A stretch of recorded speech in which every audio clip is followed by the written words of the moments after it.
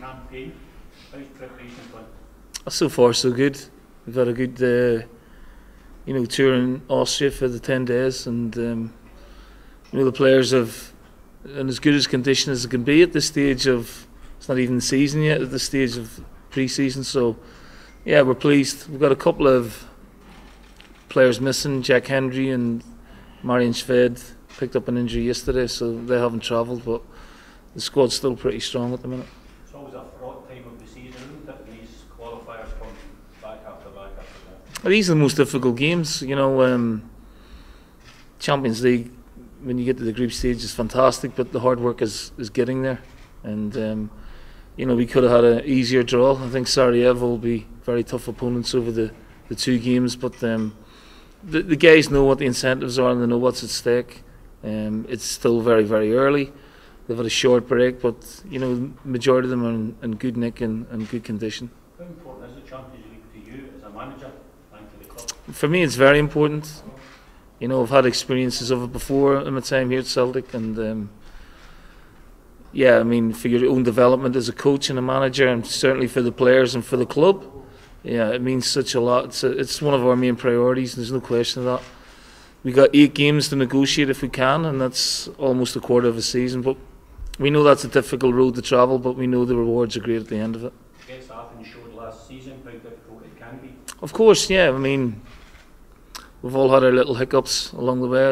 Athens are a very good side, so you could get a team that are midway through their season, you could get a team that have Champions League pedigree, and sometimes it's a luck of the draw as well. What is the main strength of Sarajevo, by your opinion? They're very good in wide areas. The fullbacks, particularly the right back, gets forward very well. They've got good strength, physicality in the team. They're very strong at the free kicks for as well.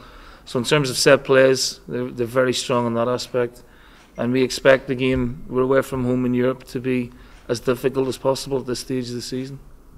Last time around, Neil, you often spoke about the stress of this time of season with these qualifiers. You got an extra round to negotiate these days. Do you feel stressed out? Not at the minute, no. Probably will be at maybe 7:45 tomorrow. But look, we know the pressures that come with it, and the players are experienced in that aspect.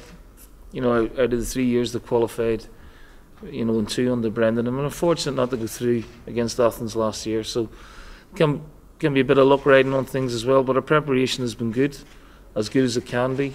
So we've tried to leave no corner unturned in terms of our preparation for this event. When it comes to players enjoying European football, managers enjoying European football, you're obviously going to enjoy the group stage stuff. Can you enjoy these games? Can you enjoy them?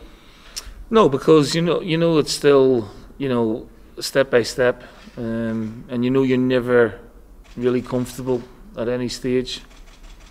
So even in this opening tie, I think Sarajevo are a good side. I think they've got decent players and decent pedigree, and I'm sure the atmosphere will be, I wouldn't say hostile, but it'll be intense.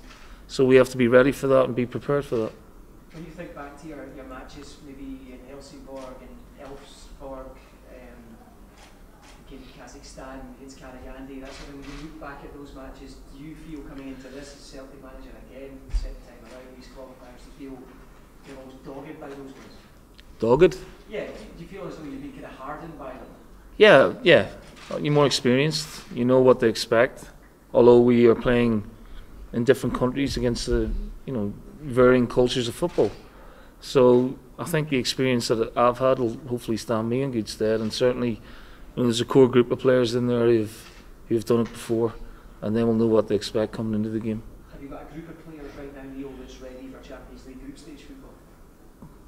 And the majority of them are, yeah, there's no question of that. Do you mean in terms of their footballing ability or their conditioning, or? Just as the squad stands right now, you've made a few additions. Is it as it stands ready for group stage football? Yeah, in the main, yeah, but we would like to add, a few more bits of quality to the squad in certain areas. There's no question of that, and that takes a bit of time. And of course, like I said last week, I think it's harsh that we have to play 4 qualifiers, but that is where we are. We have to accept that and not mope about it, and just concentrate on each tie, each leg as it comes.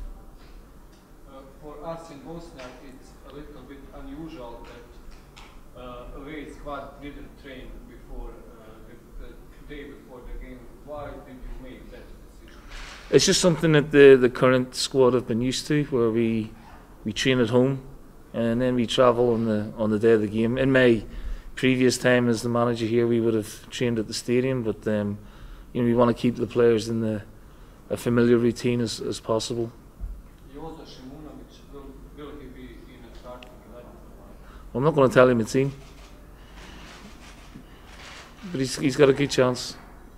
A lot of talk this last few days, Neil, about Olivier and Cham's quotes. Yeah, well, look, that will be addressed when Olivier comes back. I think it's fair to say that a lot of us, whether it be management, players, or people at the club, are not satisfied with the comments. Have you spoken to him since? No. I will, though. How disappointed have you been? Well, I'm not going to comment on that. When I speak to Olivier, it'll be done privately, but you can imagine that we find the comments untimely and not particularly accurate. You feel he's angling for a way out? I think that's pretty obvious, Ronnie. What's your thoughts about his future? But he's still got a future. He's under contract, so. But I will be speaking to him about his mindset and his attitude towards the club as well, which the way it came across didn't look good. The general impression is that Celtic is a big favorite in these two matches. Do you agree with that? No. I mean, it is very early, so the tie can, it'll sway both ways. So it's a dangerous tie for Celtic, whether we're the favourites or not. We're used to being favourites, particularly in domestic football and sometimes in European football as well. But we will not take anything for granted, and we have utmost respect for Sarajevo. They're the champions of their country, and they are a team to be respected. I'm familiar with the thing that in previous two games here on Kosovo, Scottish club didn't win. Sorry? In two previous games, Scottish clubs didn't win here at the same stadium we played tomorrow. So that sort of galvanizes the thought process that it's going to be a very difficult game for us, But the tie is over 2 games, so we obviously want to be, difficult to beat tomorrow, but try and take something back to Celtic Park where a week later down the line we'll be fitter, more sharper, and we will be at home, which will give us a big advantage. But tomorrow night is important.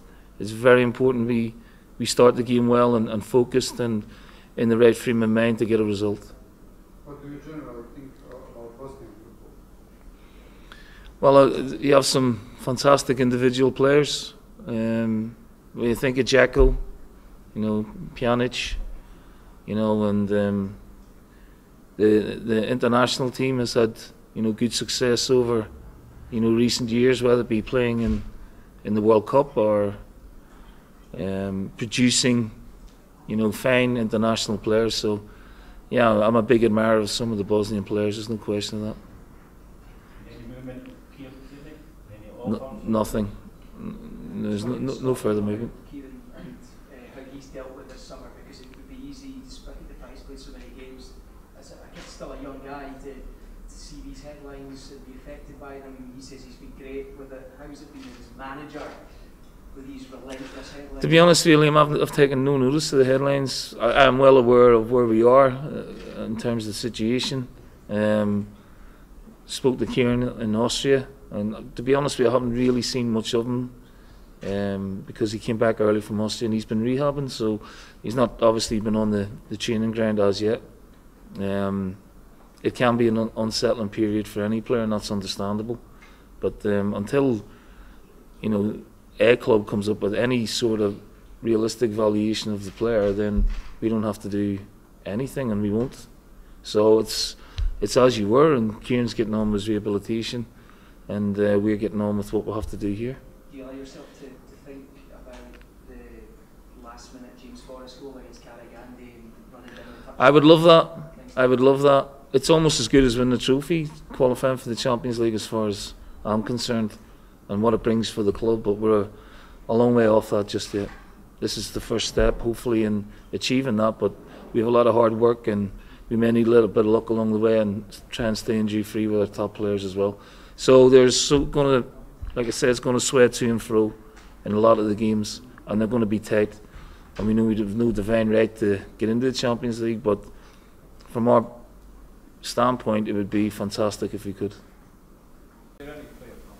From the Sarajevo team, I think Atamovic is a real handful. You know, yeah. Well, you should know. I mean, you're the local guy. Sorry, I'm not great on my Bosnian, but he is a fine player, a strong player, and one to watch. Okay.